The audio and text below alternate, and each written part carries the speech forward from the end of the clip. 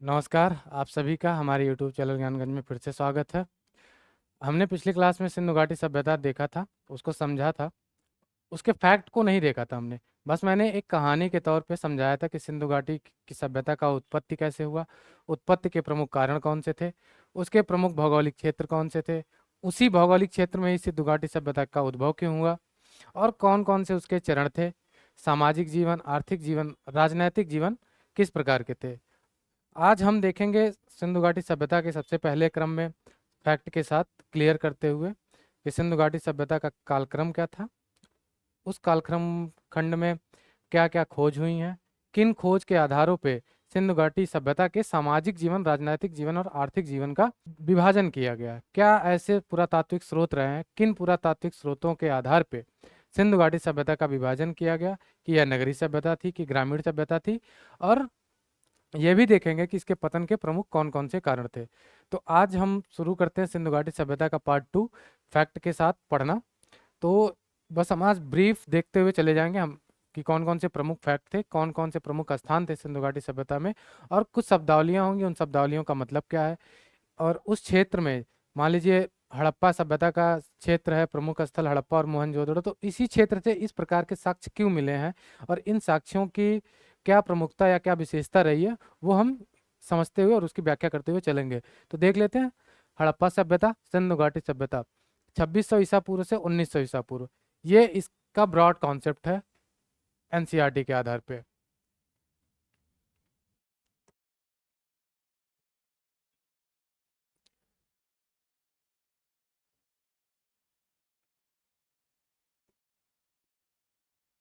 हम जो कंसीडर करते हैं हड़प्पा सभ्यता को पढ़ने के लिए वो कालक्रम हमारा होगा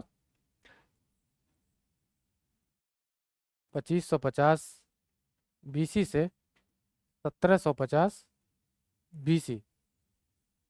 ये किसी भी एग्जाम में अगर आता है कि हड़प्पा सभ्यता का कालखंड क्या था, तो ये सबसे प्रमुख होता है क्योंकि इसी को परिपक्व हड़प्पा काल का टाइम पीरियड माना जाता है। इसीलिए अगर पूछता है कि हड़प्पा सभ्यता का समय कहाँ से कहाँ तक था, तो अगर एग्जाम में पूछ लिया, तीन चार ऑप्शन दिया और ऑप्शन में ये दिखता है 2550 से 1750 बीसी, तो सबसे आसान होगा और सबसे सटीक यही होगा जो टाइम पीरियड हमने डिवाइड किया है।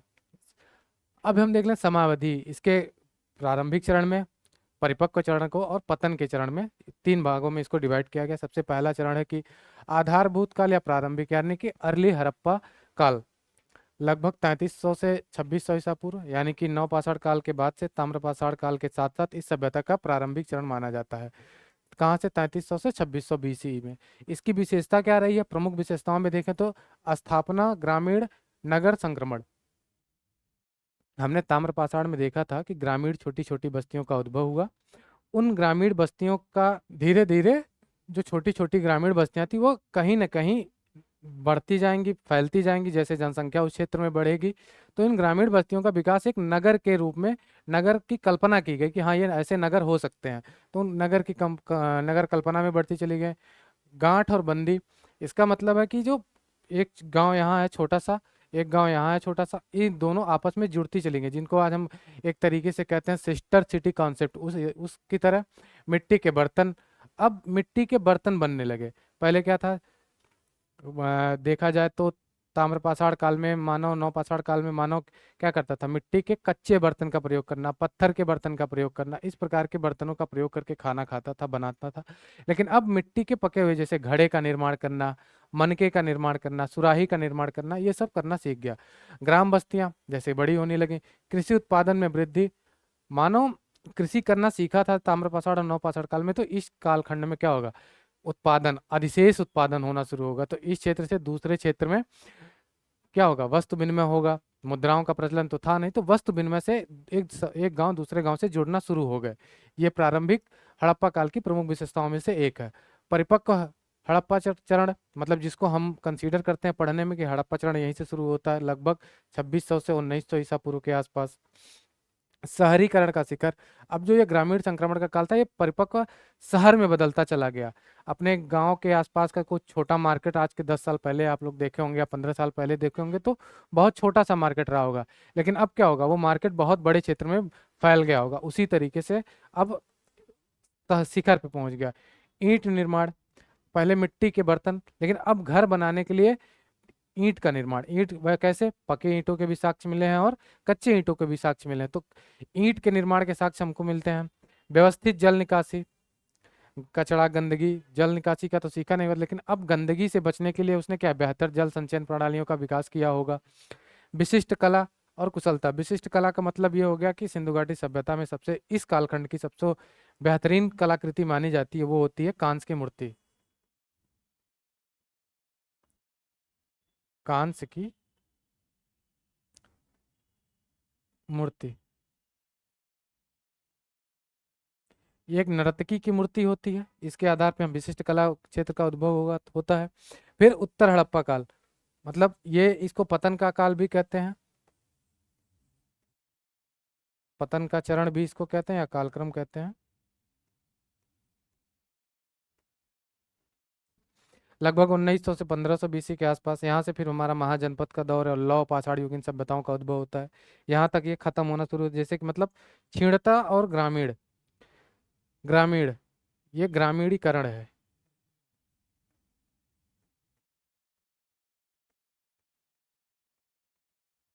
फिर से शहर से ग्रामीण की तरफ बस्तियां बनने लगी। अब शहरों का पतन होना शुरू हो गया। क्यों? क्योंकि एक लिमिट के बाद आप भी देखिएगा संसाधनों की कमी होने लगेगी। उत्पादन, अब कोई मिट्टी है कितना पैदा करेगी? उस समय तो उर्वरक या नाइट्रोजन जैसी खादों या निम्नलिखित यूरिया का तो उपयोग करते नहीं थे, डीएपी का उपयोग तो करते नहीं थे। तो एक मिट्टी उर्वरता कितने समय तक रख सकती है? पारस्परिक या पारंपरिक तरीके से देखें, उसकी बाढ़ की हर बार आवृत्ति बढ़ती जाती है उस क्षेत्र में। तो ये भी माना जाता है कि इसके पतन में सबसे प्रमुख कारण रहा कि कृषि का जो अधिशेष उत्पादन होता था वो कम होता चला गया। ठीक, तो शहर का क्षीण होना शुरू हो गया। विसरण, वही व्यापार गिरना, नदी मार्गों का बदलना, सूखना, पर्यावरणीय बदलाव और शहरों का परित्याग। अब आप कहेंगे कि कोई नदी कितना बदल सकती है अपने आप को? तो एक अध्ययन के अनुसार वर्तमान में, अगर आधुनिक अध्ययन के हिसाब से देखा जाए, तो एक नदी है कोसी, जिसने अपने मार्ग को परिवर्तित किया है पूरी तरीके से। कितना? 1750 से लेके 1900 तक, या 1950 तक इस नदी ने अपने मार्ग का परिवर्तन पूरी तरीके से बदल दिया। लगभग माना जाता है कि लगभग 10 से 20 किलोमीटर मिनिमम इसने अपने नदी का मार्ग को ही परिवर्तित कर दिया है कोसी ने। और एक नदी है तिस्ता। तिस्ता ने तो लगभग लगभग 200 किलोमीटर के आसपास के अपना नदी मार्ग परिवर्तित कर लिया। तो सोचिए 200 किलोमीटर में उस क्षेत्र में कोई ग्रामीण या शहर रहा होगा तो पूरी तरीके से तबाह हो गया होगा। तो नदी मार्गों का परिवर्तन ये भी इसके पतन में एक प्रमुख कारण होता है। अब हम देखेंगे इसका भौगोलिक, हमने देख लिया कि कालावधि क्या थी, किन क्रमों में विकास हुआ, लेकिन ये किन क्षेत्रों में विकसित हुआ ये प्रमुख आधार है। तो मुख्य आधार क्या था? सिंधु नदी, उसके उपनदियां, जैसे आज के पाकिस्तान, सिंध और पंजाब में। पंजाब में 5 नदियों का क्षेत्र पड़ता है, कौन कौन सी? सतलुज, चिनाब, रावी, ब्यास, ये इसकी प्रमुख 4 सहायक नदियां। उसके बाद झेलम,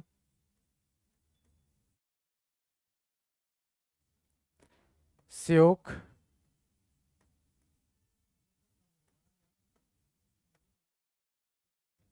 जास्कर, ये सिंधु घाटी की कुछ प्रमुख नदियां रहीं, जिन सहायक नदियां, जिनके क्षेत्र पे, जिनके क्षेत्रों में इस सभ्यता का विकास हुआ। तो देख लेते हैं क्यों इस क्षेत्र में ही विकास हुआ। क्यों? मैंने जब क्लास में, पहले क्लास में समझा रहा था कि उर्वरक क्षेत्रों का निर्माण, जलोढ़ मृदाओं का निर्माण। जलोढ़ मृदा कृषि उपज के लिए सबसे प्रमुख मृदा मानी जाती है। इसमें ह्यूमस की कमी होती है, लेकिन अन्य तत्वों की विशेषता होती है, जिसकी वजह से उर्वरता ज़्यादा बढ़ती है, ज़्यादा खेती होती है और कृषि उत्पादन में बढ़ोतरी होती है। तो अधिशेष जब ज़्यादा होगा तो एक हम विनिमय करेंगे, व्यापार करेंगे, तो उस व्यापार से हमें क्या होगा? लाभ होगा। उस लाभ से हम घरों का निर्माण करेंगे, अन्य संसाधनों का निर्माण करेंगे, डैम बनाएंगे, जल संचयन की बेहतर प्रणाली करेंगे, नगरों के विकास में देखेंगे, शासन की प्रणालियों में सुधार करेंगे। इससे एक विस्तृत समाज का विकास होता है। ठीक, इसके कुछ प्रमुख तथ्य हैं, जैसे कि उत्तरम, सबसे उत्तर में स्थल इस हड़प्पा सभ्यता का कौन सा सबसे उत्तर में स्थल पड़ता है? मांडा, जम्मू कश्मीर में। चिनाब नदी के किनारे, ये चिनाब नदी सिंधु नदी की सहायक नदी है। इसके किनारे सबसे उत्तर का स्थल है मांडा, जम्मू कश्मीर में। विशेषता क्या थी? हड़प्पा सभ्यता का सबसे उत्तरी स्थल। यहाँ से मिट्टी के बर्तन, मनके, ताम्र उपकरण मिले। जैसे ताम्र उपकरण क्यों मिले? क्योंकि जब इसका प्रारंभिक चरण था, मैंने बताया 3300 से 2600 ईसा पूर्व के आसपास, तो उसी समय के आसपास ताम्र पाषाणिक सभ्यताओं का उद्भव हुआ। जब हम पिछली क्लास में आप देख लीजिएगा, नहीं पढ़े होंगे, तो मैंने ताम्र पाषाण काल की सभ्यताओं के बारे में बताया है कि कैसे उनका उद्भव हुआ, क्या प्रमुख कारण थे और किन क्षेत्रों में उद्भव हुआ। तो कहीं न कहीं उस कालखंड में प्रभावित रहा होगा ये। तो यहाँ से ताम्र उपकरण के साक्ष्य मिलते हैं। यह स्थल वन संसाधन आपूर्ति, लकड़ी आदि के लिए महत्वपूर्ण है। कश्मीर का जो क्षेत्र है, कश्मीर की घाटी में आप देखेंगे देवदार, देवदार के पेड़ मिले हैं, चीड़ हैं, फर्न है। इन सब के पेड़ों का उपयोग करके और इनकी लकड़ियों से बेहतर घर, क्योंकि इनकी लकड़ियां नरम होती हैं, काटने में आसानी होता है, तो इनसे बस्तियां बनाना यानी कि घर बनाना, बैलगाड़ी बनाना और लकड़ी के औजारों को बनाने में सुविधा मिलती है, जिसकी वजह से एक सभ्यता के उद्भव में प्रमुख योगदान देता है। उसके बाद दक्षिण में, सबसे दक्षिण में कौन सा स्थल है वो देख लेते हैं। दायमाबाद महाराष्ट्र में, अहमदनगर जिले में पड़ता है। दायमाबाद दो सभ्यताओं का नगर है। सबसे पहला सिंधु घाटी सभ्यता का और दूसरा है ताम्र पाषाणिक सभ्यता का नगर। ताम्र पाषाणिक सभ्यता का एक नगर है। कौन सी सभ्यता? जॉर्वे।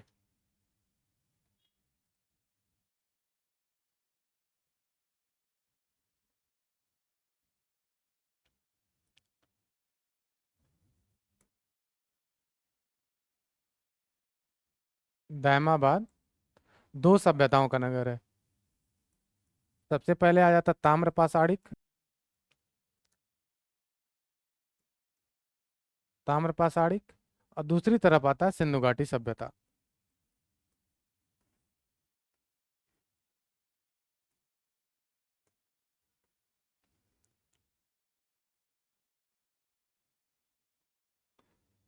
तो इसको मानते हैं संक्रमण शहर।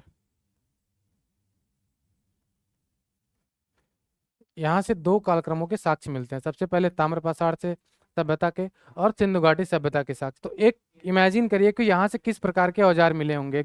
थोड़ा सा लॉजिक लगाइए कि यहाँ से किस प्रकार के साक्ष्य सिंधु घाटी सभ्यता से मिलता जुलता मिला होगा। सबसे पहला ताम्रपाषाणिक स्थल है, तो सिंधु घाटी सभ्यता में कहीं ना कहीं यहाँ से तांबे के व्यापार भी होते रहे होंगे इसके मुख्य शहरों में, तो जिससे ताम्रपाषाणिक औजारों की, ताम्रपाषाणिक गहनों की, आभूषणों की, इस प्रकार के साक्ष्य यहाँ से मिले थे।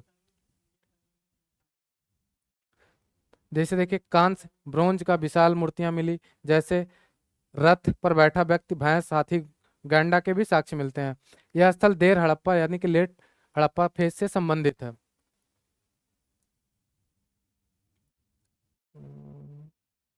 दैमाबाद संक्रमण, तो सबसे पहले तांबे के हथियार,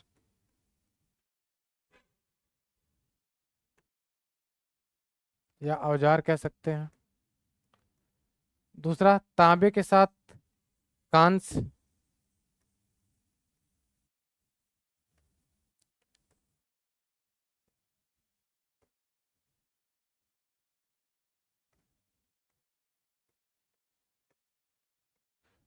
कांस्य के हथियार, इस प्रकार की विशेषता हमको दैमाबाद में देखने को मिलती है।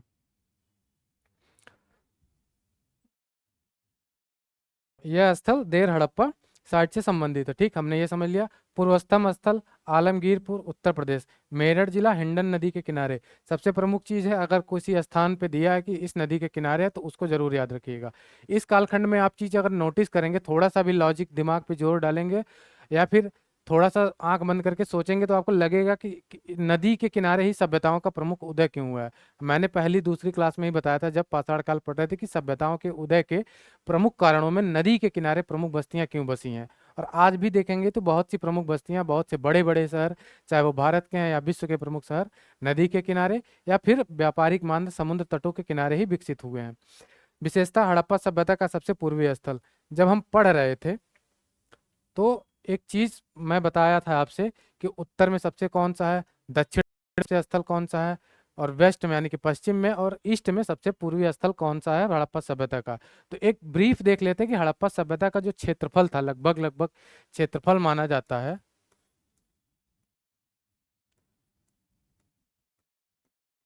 12.96 स्क्वायर, इतना। मतलब आज के वर्तमान पाकिस्तान से भी बड़ा क्षेत्र है, क्षेत्रफल था हड़प्पा सभ्यता का। अब इसका जो क्षेत्रफल है उसके हिसाब से इस सभ्यता का विकास जो माना जाता है, जो क्षेत्रफल था,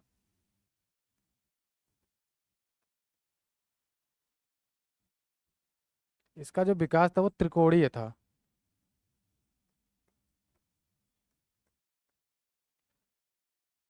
ट्राई ट्राइगोनल शेप में था मेनली। तो या फिर ट्रायंगल शेप में कह सकते हैं, ट्रायंगल शेप में था। तो भारत के मैप को या भारतीय उपमहाद्वीप के पूरे मैप को अगर हम देखेंगे, कंसीडर करेंगे,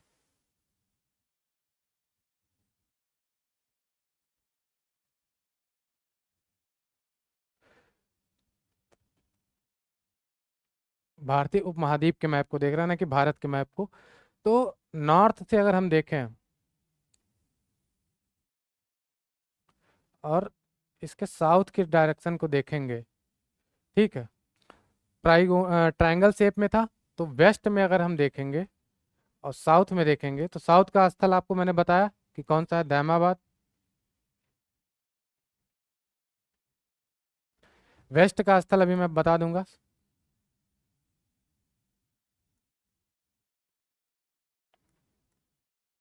सुतकांगेडोर। नॉर्थ का पढ़ ही चुके हैं, मांडा जम्मू कश्मीर। और ईस्ट का अभी मैं बता रहा था, आलमगीरपुरी उत्तर प्रदेश।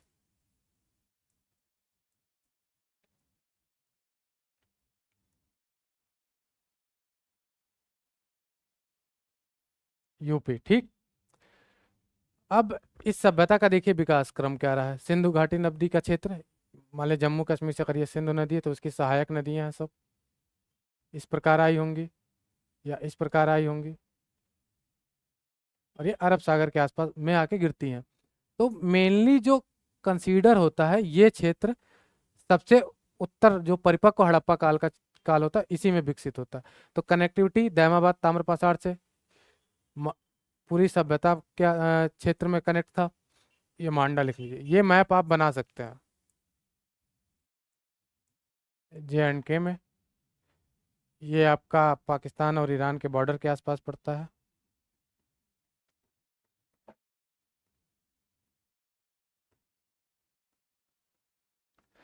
ये महाराष्ट्र में,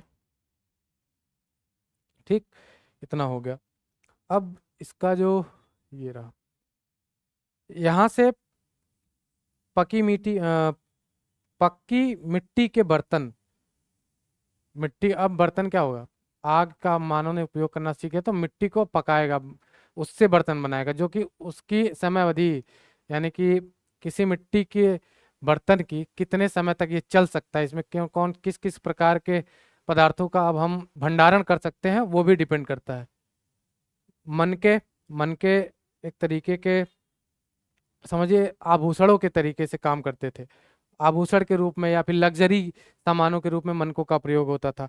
चाक पर बर्तन, अगर कोई नॉर्मल आपने देखा नहीं होगा, शायद बहुत लोग नहीं देखे होंगे, कुम्हार के यहाँ जो गया होगा वो देखा होगा, एक चक्री नुमा आकृति पे मिट्टी को रख के उसको शेप देता है, आकार देता है बर्तन के रूप में, छोटे छोटे बड़े बड़े बर्तन के रूप में। अन्य जो भी आकार देना होता है वो चाक पे रख के ही कुम्हार देता है। प्रमाण मिले हैं यहाँ से। यह हड़प्पा संस्कृति के ग्रामीण और कुम्हारी केंद्र के रूप में जाना जाता है। कुम्हारी केंद्र मतलब यही चाक पर बर्तन बनाने के लिए प्रयोग करने वाला। पश्चिम, अब वेस्ट में सबसे कौन था पश्चिमतम स्थल, तो बलूचिस्तान पाकिस्तान ईरान सीमा पर दस्त नदी के किनारे, ये उत्कांगेडोर ही है। तो विशेषता क्या थी, हड़प्पा सभ्यता का सबसे पश्चिमी स्थल या व्यापारिक केंद्र और बंदरगाह माना जाता है। समुद्री व्यापार है तो अरब सागर से जुड़ा हुआ है। एक बार फिर से मैप पे चलते हैं, देखते हैं। ओरिजिनल इंडियन मैप आप देखेंगे तो, या भारतीय उपमहाद्वीप का मैप, तो इसके बाद से पूरा अरब सागर का क्षेत्र है ये पूरा, या हिंद महासागर का क्षेत्र है।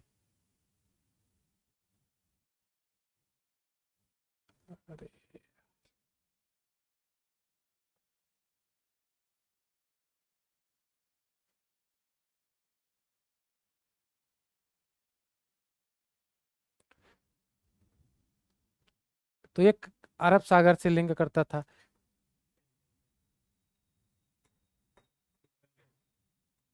हम्म, sorry, अरब सागर का क्षेत्र। अब व्यापारिक, जब हम व्यापार देखेंगे सिंधु घाटी सभ्यता का, तो देखेंगे कि इसका जो विकास था या इसकी जो व्यापारिक संबंध थे वो मेसोपोटामिया की सभ्यता से कैसे थे। तो ये प्रमुख बंदरगाह शहर है। ईरान, बाहर अन्य विश्व के अंदर के क्षेत्रों में, जैसे कि ईरान, इराक के आसपास की सभ्यताओं को व्यापार करने के लिए इसका प्रयोग करता किया जाता था। और गुजरात में एक क्षेत्र था इधर, लोथल, रंगपुर, इन सब क्षेत्रों का प्रयोग करके सिंधु घाटी सभ्यता में व्यापार का उपयोग करता था, किया जाता था, व्यापारिक मार्गों का। अब इसकी हड़प्पा सभ्यता के उत्पत्ति के कारण कौन से ऐसे प्रमुख कारण थे, हमने पहली लेक्चर जरूर देखिएगा, तो आपको पूरा समझ में आ जाएगा। ये बस हम ब्रीफ देते हुए चल रहे हैं कि क्या प्रमुख कारण थे उत्पत्ति के। पहले में मैंने पूरी ब्रीफ बताई है, समझाई है। यहाँ बस देख लेते हैं। उपजाऊ भीम, जैसे सिंधु घाटी सभ्यता के आसपास के क्षेत्र में था, वो हमने बता दिया। नदी जल और सिंचाई, यानी कि जब प्रमुख नदी क्षेत्र में रहेगा तो जल की मात्रा प्रमुख रहेगी, क्योंकि सिंधु घाटी की जो प्रमुख नदियां रही हैं, सहायक नदियां, और सिंधु घाटी स्वयं एक हिमनद नदी है।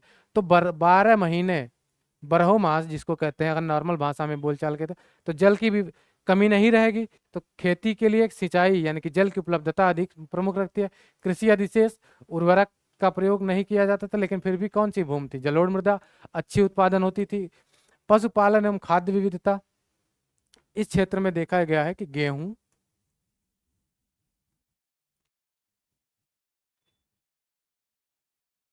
जौ, सरसों, तिल आदि की खेती मानव करना सीखा था। ठीक। भौगोलिक स्थिति, वही उत्तर पश्चिम भारत का स्थान पश्चिम एशिया, मेसोपोटामिया और मध्य एशिया से व्यापार हेतु उपयुक्त रहता है। क्यों? क्योंकि अरब सागर, समुद्री मार्ग और कनेक्टिविटी। देखे मैप में फिर से एक बार वापस चल लेते हैं थोड़ी देर के लिए। यहाँ से कनेक्टिविटी पूरे यूरोप के आसपास के क्षेत्रों में, मध्य ईरान, इराक, मध्य एशिया के क्षेत्रों में। इधर से समुद्री मार्ग से हम अफ्रीका महाद्वीप में कनेक्टिविटी बेहतर प्रदान करते हैं। तो ये हो गया आपका भौगोलिक स्थिति। प्रमुख रही इसके नगरीय सभ्यता के उत्पत्ति होने में धातुओं और खनिजों की उपलब्धता। ताम्र पाषाणिक सभ्यता के स्थलों से प्रमुख जुड़ाव, जैसे कि दायमाबाद, मैंने बताया कि दायमाबाद से जुड़ी हुई सभ्यता मानी जाती है। इसका जो दक्षिण का सबसे स्थल है दायमाबाद, ताम्र पाषाणिक सभ्यता का है।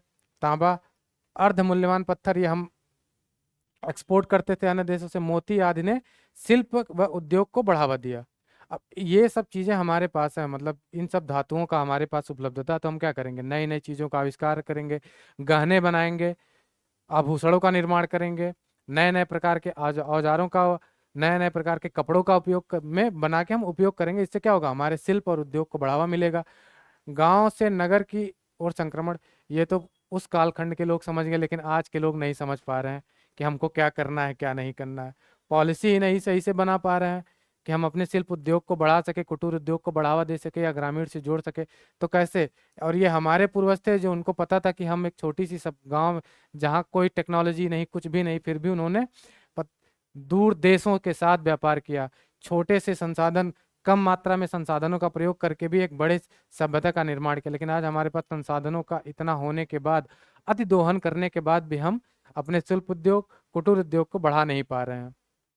गांव से नगर की ओर संक्रमण, और शिल्प उद्योग और कुटीर उद्योग में बढ़ा तो ले रहे हैं, लेकिन उसका फायदा मिल किसको रहा है, बड़े बड़े बिजनेसमैन को। जो ग्रामीण लेवल पे है उसको मिल ही नहीं पा रहा है।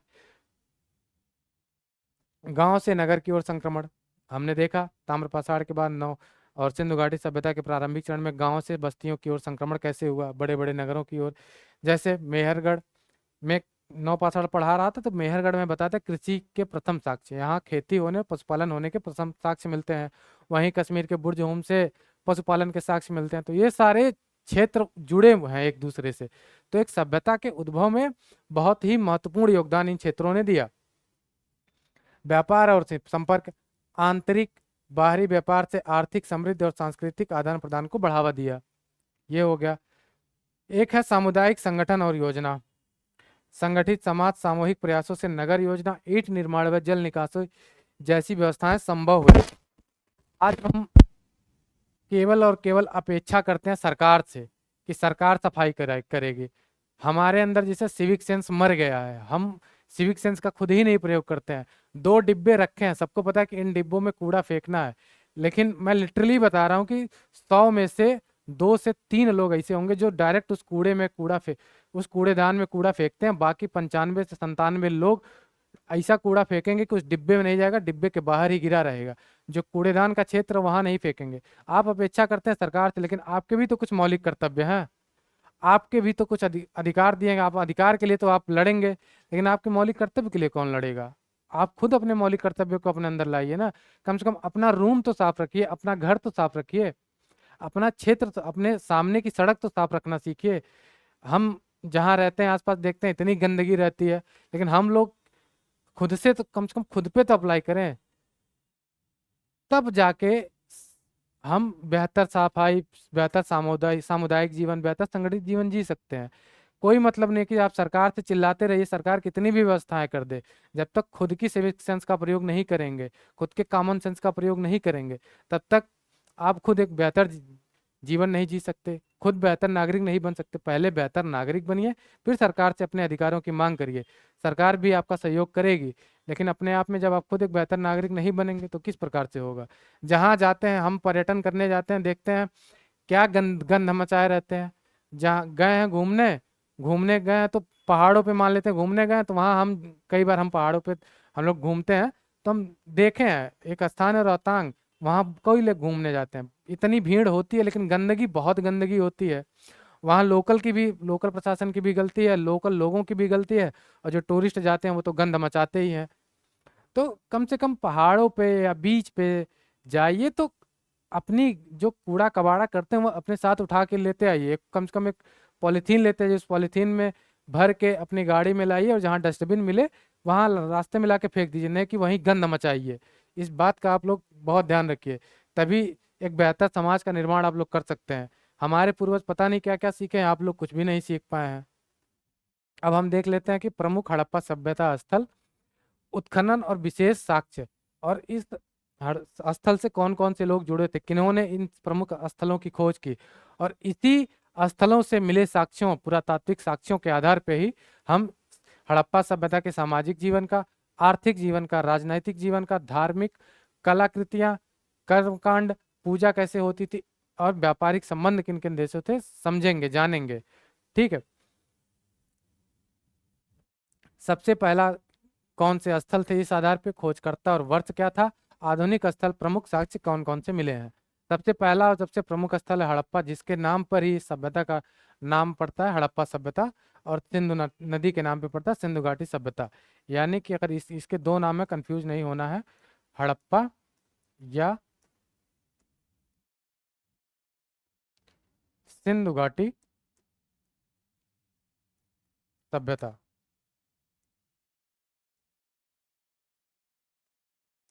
मेरी बात से बुरा मत मानिएगा कि मैं किसी सरकार या किसी पक्ष का समर्थन कर रहा हूँ, नहीं। मैं आपके लिए बेहतर की बात कर रहा हूँ कि आप अपने ऊपर काम करिए, आप एक बेहतर नागरिक बनिए, साफ सफाई रखिए, ठीक है। तो मुझे समर्थक मत मान लीजिएगा किसी सरकार का या किसी भी पार्टी का। हड़प्पा सभ्यता, 2 सभ्यताओं, दयाराम साहनी ने इसकी खोज की थी, कब? 1921 में। कहाँ स्थित है? पंजाब, रावी नदी के तट पे। हड़प्पा जो है वो रावी नदी के तट पे स्थित है, ठीक है। ये फैक्ट याद रख लीजिएगा कि हड़प्पा जो है वो रावी नदी के तट पे स्थित है। यहाँ से कुछ प्रमुख साक्ष्य मिले हैं। अन्नागार, कृषि अधिशेष। अब हमें अधिशेष उत्पन्न हो रहा है तो हमें उसका भंडारण करने के लिए अन्नागार की जरूरत पड़ेगी। अन्नागार एक बृहद क्षेत्र था, हड़प्पा से मिला है, जहाँ पे गेहूं, जौ, सरसों, इन जैसी फसलों का हम क्या करते थे, भंडारण करते थे फ्यूचर के लिए, एक्सपोर्ट के लिए, फिर एक तरीके से, ठीक। कब्रिस्तान मिले हैं, मनुष्य के दफनाने के साक्ष्य मिले हैं। बलुआ पत्थर से बनी मूर्तियां मिली हैं। बैलगाड़ी के साक्ष्य मिले हैं। लाल काले मृदभांड, ठीक। तांबे और कांसे के औजारों की साक्ष्य मिले हैं। दूसरा है मोहनजोदड़ो, इसको कहते हैं कि मृतकों का टीला। मोहनजोदड़ो का जो नाम है इसका मतलब है मृतकों का टीला, मृतकों का टीला। राखाल दास बनर्जी 1922 में इन्होंने इसकी खोज की थी। सिंध नदी, पंजाब के सिंध प्रांत में है। ठीक है, सिंध प्रांत है और सिंधु नदी है, उसके तट पे मोहनजोदड़ो स्थित है। हड़प्पा सभ्यता का दूसरा सबसे प्रमुख स्थल मोहनजोदड़ो। यहाँ से विशाल विशाल स्नानागार के साक्ष्य मिले हैं। जो ये विशाल स्नानागार है, ये उस समय प्रेजेंट करता है किस चीज की? एक सामुदायिक जीवन के होने का साक्ष्य है। इस विशाल स्नानागार ये रिप्रेजेंट करता है कि उस समय लोग धार्मिक उत्सवों के लिए, त्योहारों के लिए इस स्नानागार का प्रयोग करते थे, जो उस क्षेत्र में रहने वाले लोग थे। जैसे कि मान लेते हैं मौनी अमावस्या पड़ती है, स्नान जो नहान का महीना होता है, उसमें लोग गंगा नदी के किनारे जाके नहाते हैं। वहाँ छोटे छोटे घाट बनते हैं। या फिर छठ पूजा होती है, तो छठ पूजा में छोटे छोटे घाट बनाए जाते हैं वहाँ पूजा करने के लिए। लोग स्नान करते हैं उस क्षेत्र में जाकर, और सुबह से लेकर शाम तक खड़े रहते हैं। तो ये प्रेजेंट करता है, जो विशाल स्नानागार है, उस समय के धार्मिक जीवन को, सामुदायिक जीवन को और सामाजिक सद्भावना को प्रेजेंट करता है। ठीक। कांस की नर्तकी की मूर्ति मिलती है। माना जाता है कि लोग मनोरंजन या फिर इन सभी चीजों में इन मूर्ति सॉरी कांस की जो नर्तकी की मूर्ति ये प्रेजेंट करती है उस समय मनोरंजन कैसे थे या फिर किस प्रकार की सभ्यता थी। ठीक है। पुरोहित की मूर्ति, पूजा पाठ जो करवाने वाला माना जाता था उसको। मृतकों का टीला, मृतकों का टीला। पशुपति महादेव की मुहर, जो ये पशुपति है, यही प्रथम बार माना जाता है भारतीय इतिहास में कि जो पशुपति है वो महादेव के समकक्ष माने जाने वाले थे। पशुपति मतलब पशुओं का राजा, जो पशुओं को देवता होते थे उन्हीं को हम पशुपति कहते हैं। तो महादेव की पूजा के यहाँ से हमको साक्ष्य मिलते हैं। पशुपति को अगर कंसीडर करेंगे आज महादेव से, यानी कि भगवान शिव से, तो नंदी उनकी एक प्रमुख वो रही है, सारथी कह सकते हैं, या फिर नंदी, महादेव की पूजा के साथ नंदी की पूजा होती है, उनके साथ चलने वाले। ठीक। बुने हुए कपड़े, कॉटन, पूरे विश्व में कॉटन के प्रथम उपयोग के साक्ष्य हमको मिलते हैं सिंधु मोहनजोदड़ो से, यानी कि सिंधु घाटी सभ्यता से। तांबे और कांसे की सुइयां, अब छोटे औजार का भी प्रयोग, कॉटन कपड़े सिलने के लिए छोटे छोटे पतले औजार, सुइयों का प्रयोग करने के लिए। पत्थर के उपकरण, सभा भवन यानी कि असेंबली हॉल किस प्रकार के रहे होंगे? लोग उपासना, खड़े होकर एक साथ उपासना कर रहे हैं। जैसे देखेंगे कि दुर्गा पंडाल या फिर आजकल मस्जिदों में या फिर चर्चों में, सभा और बौद्ध सभा में लोग एक साथ बड़े हॉल में खड़े होकर उपासना करते हैं।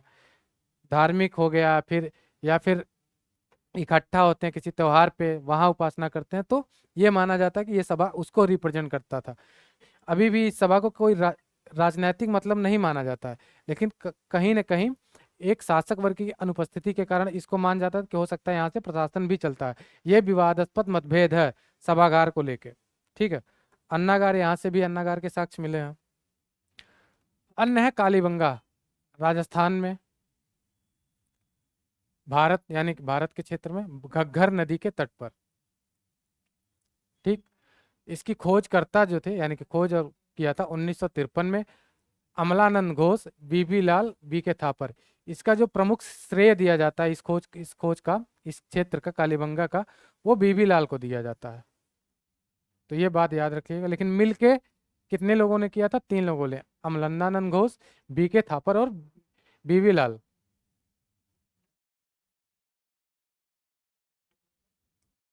ठीक।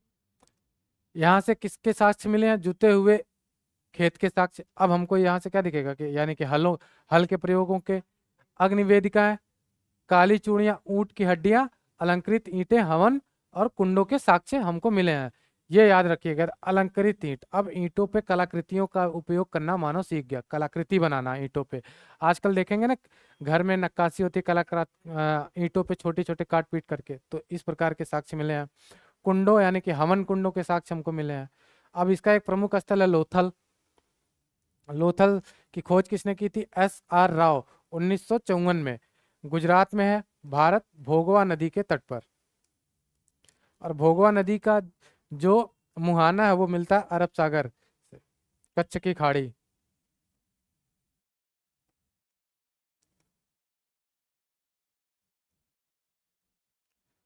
तो ये बाह्य व्यापारिक मार्गों के लिए एक भारत का प्रमुख बंदरगाह शहर था। ठीक है। गोदीबाड़ा यानी कि बंदरगाह के साक्ष्य, चावल के दानों के साक्ष्य यानी कि हमको धान की खेती के भी साक्ष्य मिले हैं। यहाँ से धान के भूसी के भी साक्ष्य मिले हैं, याद रखिए। धान के भूसी के साक्ष्य। ठीक है। अग्निकुंड यहाँ से भी हमको यानी कि हवन कुंडों के साक्ष्य मिले हैं। मनके बनाने के कारखानों का युग्म सावधान, ये इसका मतलब होता है कि एक ही कब्र में दो लोगों को दफन कर देना। ठीक है। यानी कि दफना देना, ये होता है युग्म सावधान। पक्की मिट्टी के नाव के साक्ष्य, पक्की मिट्टी के नाव के साक्ष्य, ये एक प्रोटोटाइप था कि ऐसे नाव बनाए जाते थे। नाप तौल के बाट और तराजू, जो आजकल का तो डिजिटल हो गया, लेकिन पुराने जमाने में या अभी भी देखेंगे कि लोग किलो बटखरे का उपयोग करते हैं। ठीक है। तो उसके साक्ष्य हमको मिले हैं। अन्य स्थल है धौलावीरा। जेपी जोशी 1967 में और आर एस बिष्ट ने मिलकर इसकी खोज की थी। प्रमुख श्रेय दिया जाता है धौलावीरा के खोज का आर एस बिष्ट को। आधुनिक स्थल है गुजरात, भारत, और मानसर मानहर के क्षेत्र में ये पड़ता है। प्रमुख साक्ष्य क्या है यहाँ से? धौलावीरा एक वो शहर था जहां से हमें त्रिकोणीय दुर्ग के साक्ष्य मिलते, तीन त्रिस्तरीय दुर्ग के साक्ष्य मिलते हैं। यहाँ पे हमको साफ दिखता है कि एक ऊपर एक बड़ा वर्ग, उसके बीच एक मध्यम वर्ग और उसके नीचे एक निम्न वर्ग की। और वर्ग कैसे थे? सबसे पहले जो शासन करते थे, शासन मतलब जो उस क्षेत्र की देखरेख करते थे, बड़ा अभिष्ट वर्ग था। दूसरे में किसान,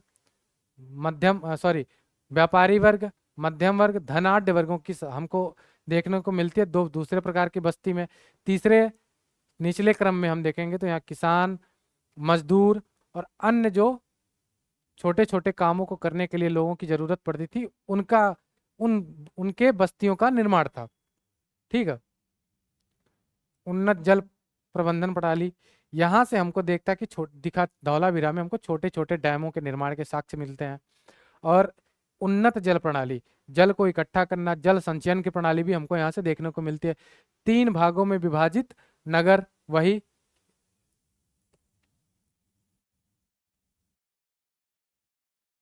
सबसे ऊपर जो था शासक वर्ग, ऐसा माना जाता है, ये विवादास्पद है, लेकिन ऐसा माना जाता है कि शासक वर्ग, फिर अभिष्ट वर्ग,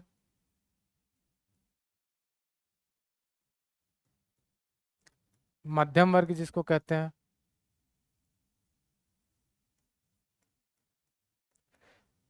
फिर ये जो वर्ग था मजदूर वर्ग, किसान, ओवरऑल मिला लें तो निम्न वर्ग। और ये जातिगत नहीं है, कार्य के आधार पे वर्गों का डिवीजन है, जाति मत समझ लीजिएगा यहाँ पे। ठीक है। शासक वर्ग और ये जो डिवीजन है, डिवीजन के हड़प्पा सभ्यता के यहीं से साक्ष्य मिलते हैं कि हाँ ऐसा समाज रहा होगा, 3 भागों में समाज बटा था, ऐसा माना जाता है। ये एक विवादास्पद मुद्दा है, अभी भी इसको सुलझाया नहीं गया है। ठीक है।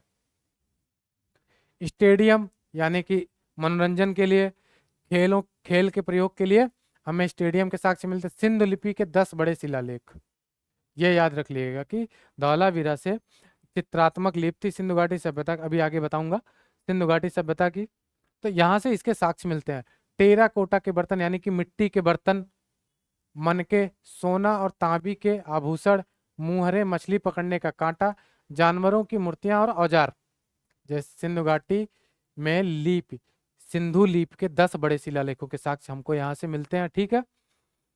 टेराकोटा यानी कि मिट्टी के बर्तन के साक्ष्य मिलते हैं, मनके के निर्माण के साक्ष्य मिलते हैं, सोना और तांबे के आभूषण। अब देखिए यहाँ से एक फैक्ट अब आपको और मिला है।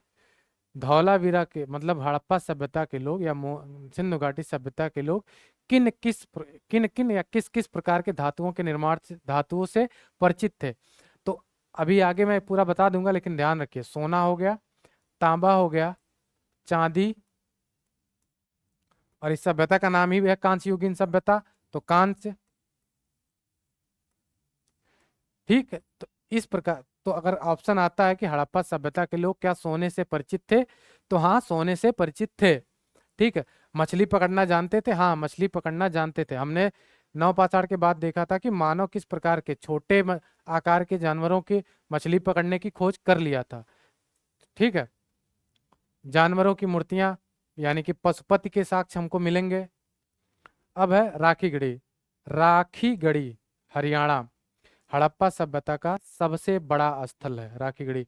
सूरज भान इतिहासकार है, 1969 में इन्होंने इसकी खोज की थी। इसके साथ ही एएसआई के डॉक्टर अमरेंद्र नाथ ने 1997 से 2000 के बीच इस स्थल पर बड़े पैमाने पर नेतृत्व किया। किसका? उत्खनन का। कौन कौन से साक्ष्य मिले हैं ये हम देखेंगे। हरियाणा भारत, ये भी घग्गर नदी के तट पे है। अब मैं इसको मिटा दूं, आप लोग लिख लिए होंगे, नहीं तो बैक करके लिख लीजिएगा।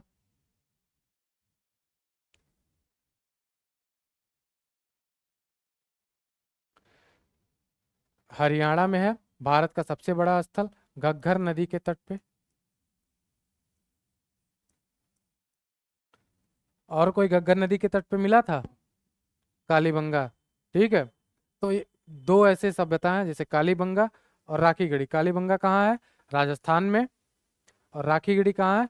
हरियाणा में। तो एक ही नदी के तट पे स्थित है। ठीक है। तो सबसे बड़ा स्थल, यहाँ से भी हमको त्रिस्तरीय सभ्यता यानी कि तीन स्तरों में बिटा बटा हुआ वर्ग या समाज या सभ्यता का हमको साक्ष्य मिलता है। प्राक हड़प्पा से उत्तर हड़प्पा तक के साक्ष्य हमको मिलते हैं।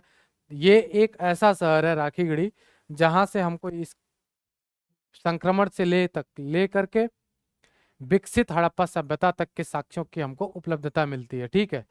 क्योंकि सबसे बड़ा स्थल है प्राक हड़प्पा, मतलब प्रारंभिक हड़प्पा से लेके उत्तर हड़प्पा तक के साक्ष्य। दुर्ग प्राचीर वही सबसे ऊपर, उसके बाद और सबसे नीचे सब किस प्रकार के थे। और ये मानते हैं कि, अब इसको समझा ही देते हैं क्या है। ये कोई शहर है और शहर के किनारे किनारे क्या है? बाउंड्री लगी है, बड़े बड़े दीवार बनाए गए हैं। और इस दीवार के भीतर तीन प्रकार के समाजों का या तीन प्रकार का विभाजन था उस समय की बस्तियों का।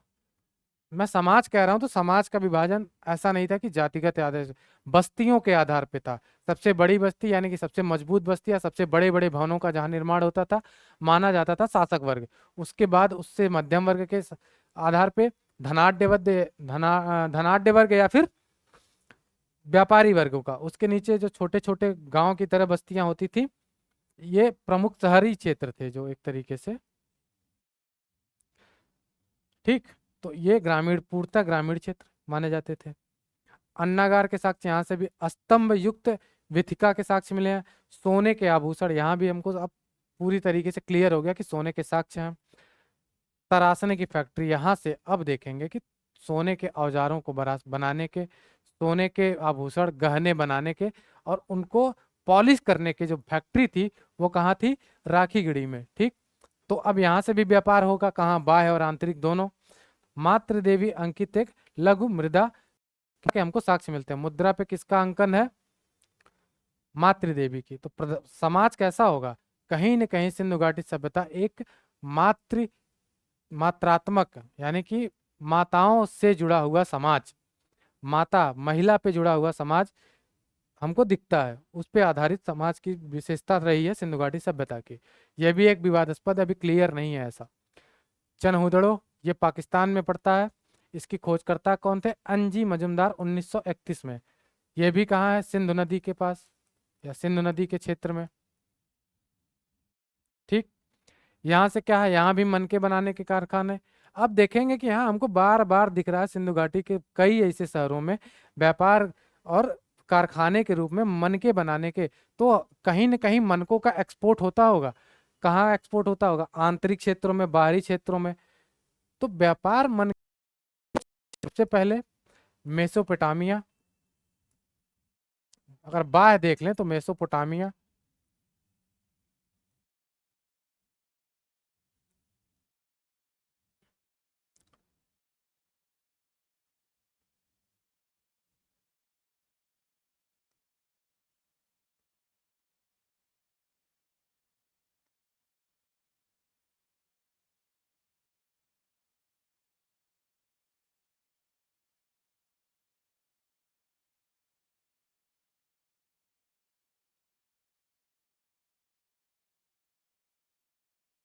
ठीक है, ये बाह्य व्यापार, हमको कहीं ना कहीं मनके का व्यापार हम करेंगे बाहरी क्षेत्रों में।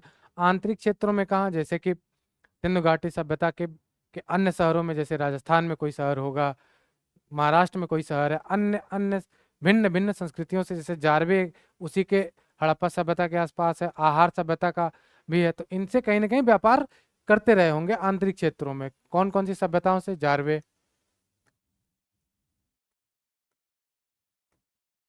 आहार, ठीक है। वक्राकार ईंट एकमात्र स्थल जहां दुर्ग नहीं था, ये नोटिस करने वाली बात है। यहाँ पे किसी भी प्रकार का विभाजन या बड़े शहर या शासक वर्ग की अनुपलब्धता, या फिर कह लें कि यहाँ से हमको किसी भी दुर्ग की साक्ष्य हमको नहीं मिलते हैं। दुर्ग वो क्षेत्र होता है जैसे कि सबसे ऊपर जो लेयर में चलेंगे, और लेयर रियलिटी में ऐसा शहर था। लेयर मतलब एक ये नीचे, फिर इसके ऊपर, फिर इसके ऊपर एक बड़ा शहर, ये दुर्ग का एक दुर्ग ऐसे बनते थे, ठीक है। मिट्टी की मुद्रा पर घड़ियालों और मछलियों का अंकन। घड़ियाल, तो इससे एक चीज वर्तमान में भी देखेंगे कि सिंधु घाटी सभ्यता के, सिंधु घाटी नदी में घड़ियालों के भी साक्ष्य मिलते हैं कि नहीं मिलते हैं, ठीक। कुत्ते और बिल्ली के पंजों के निशान। तो अब कई ऐसे जानवर हो गए, हमने हड़प्पा में देखा जो इसका हड़प्पा स्थल था, मोहनजोदड़ो में देखा कि गैंडे, बैल, हाथी, ठीक है, कुत्ते, बिल्ली, और यहाँ पे घड़ियाल, मछली, इन सभी के, इन जानवरों से अभी भी कहीं भी बाघ और शेर और घोड़े का हमने उल्लेख नहीं किया है। तो तीन वर्ड याद रखिएगा, बाघ, शेर और रोपड़। यज्ञदत्त शर्मा 1953 में। पंजाब, भारत कहाँ? भारत के क्षेत्र में सतलज, ठीक। मानव के साथ पालतू कुत्ते को दफनाने जाने के साक्ष्य यहाँ से मिलते हैं। आलमगीरपुर, अभी हमने पढ़ा है कि वाई डी शर्मा ने 1958 में इसकी खोज की थी। उत्तर प्रदेश, मेरठ, हिंडन नदी के क्षेत्र पर क्या क्या मिला है? पक्की मिट्टी के बर्तन, कुम्हारी के केंद्र, और सबसे पूर्वी स्थल दायमाबाद।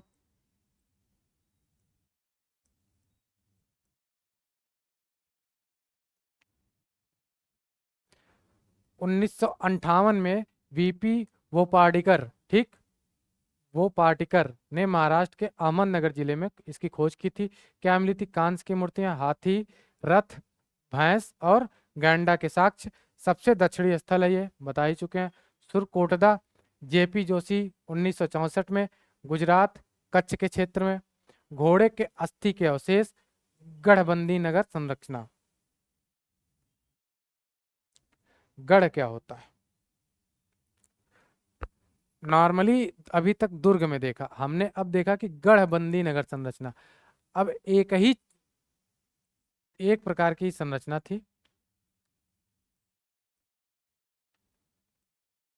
इसी संरचना से एक बड़ा संरचना, छोटा संरचना, और एक दूसरे से अटैच थे, न कि एकदम अलग विभाजन था इनका, ठीक है। घोड़े के अस्थि के अवशेष मिले हैं, जो कि अभी विवादास्पद है, अभी क्लियर नहीं है।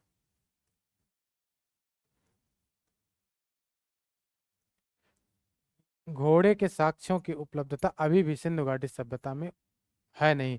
अगर पूछता कि सिंधु घाटी सभ्यता के लोग घोड़े का उपयोग करते थे अपने दैनिक जीवन में या अपने किसी भी प्रकार के उपयोग में, तो ये गलत होगा। अवशेष मिले हैं किसके? अस्थि के, तो ये सही होगा, ठीक है। लेकिन उनके घोड़े के उपयोग के साक्ष्य हमको सिंधु घाटी सभ्यता में कहीं से नहीं मिलते, ठीक। सुतकांगेडोर, स्टेन ने किया था 1927 में इसकी खोज या इसका उत्खनन। बलूचिस्तान, ईरान पाकिस्तान सीमा पे। समुद्री व्यापारिक केंद्र, गोदाम, बंदरगाह संरचना। तो एक चीज याद रखिएगा, सुतकांगे डोर में देता है गोदाम, लोथल में देता है गोदाम, ठीक है, या फिर रोपड़ में देता है गोदाम के साक्ष्य मिले हैं कि नहीं, तो इसका ऑप्शन होगा रोपड़ में तो नहीं मिले हैं, क्योंकि वो कोई बंदरगाह शहर है नहीं, व्यापार वहां से होते नहीं थे। तो अगर व्यापारिक शहर देता है तो याद रखिएगा सुतकांगे डोर सबसे पहले आएगा, लोथल सबसे पहले आएगा, क्योंकि ये कहीं ना कहीं व्यापारिक बंदरगाह वाले शहर है, तो यहाँ गोदाम होगा, अन्नागार होगा। भंडारण कक्ष होगा, ये अनिवार्य विशेषता होती है कहीं से अगर व्यापार करना हो तो वहां अन्नागार, गोदाम या भंडारण कक्ष बनाने के। ठीक है, अब हम देखेंगे इसकी नगरीय जीवन और सामाजिक जीवन किस प्रकार की थी सिंधु घाटी सभ्यता की। ठीक है, आज तक की क्लास हम यहीं तक रखेंगे। कल की जो क्लास होगी वो हमारी होगी नगरीय जीवन, सामाजिक संरचना कैसा था, आर्थिक जीवन कैसा था, राजनैतिक जीवन क्या था। और ये दूसरी क्लास थी आज की। अब कल वाली तीसरी क्लास में, क्लास नंबर 3 में, सिंधु घाटी सभ्यता के हम पूरी तरीके से वहीं तक, पतन तक चलेंगे। बहुत बड़ी क्लास हो जाएगी तो मजा नहीं आएगा। कहाँ कहाँ से देखेंगे, नगरीय जीवन, सामाजिक संरचना, आर्थिक जीवन और राजनैतिक जीवन, धार्मिक जीवन, कलाकृतियां, शिल्प और इसके पतन के प्रमुख कौन कौन से कारण थे। ठीक है, धन्यवाद, आज तक यहीं तक। और पीछे दोनों क्लास देखिएगा, पहला जो मैंने बताया है ब्रीफ कहानी की तरह समझाते हुए, और ये क्लास तो मस्ट इम्पॉर्टेंट है क्योंकि यहीं से प्रश्न आपको मिलेंगे, कौन से प्रीलिम्स के भी और मेंस के, कि कैसे मैंने जो शब्दों में समझाया है, लिख के नहीं समझाया, जो मैंने शब्दों में समझाया है वो कहानी की तरह पॉज करके आप लिखना चाहें तो एक प्रॉपर नोट्स बना सकते हैं। ठीक है, सिंधु घाटी सभ्यता जब पूरा क्लास खत्म होगा तो हमारी एक सीरीज आएगी पूरी, कौन सी, सिंधु घाटी सभ्यता के प्रीवियस ईयर प्रश्न, प्रैक्टिस में प्रीवियस ईयर के सारे प्रश्न होंगे, कौन कौन से, यूपीपीसीएस, यूपीएससी और यूपीएसआई, एसएससी और बैंकिंग के क्वेश्चन का पूरा समराइज करके। ठीक, तो आज की क्लास यहीं तक, धन्यवाद। पिछले के दोनों क्लास देखिएगा, तीसरी क्लास कल शुरू होगी, वो समझ में आएगा। Thank you.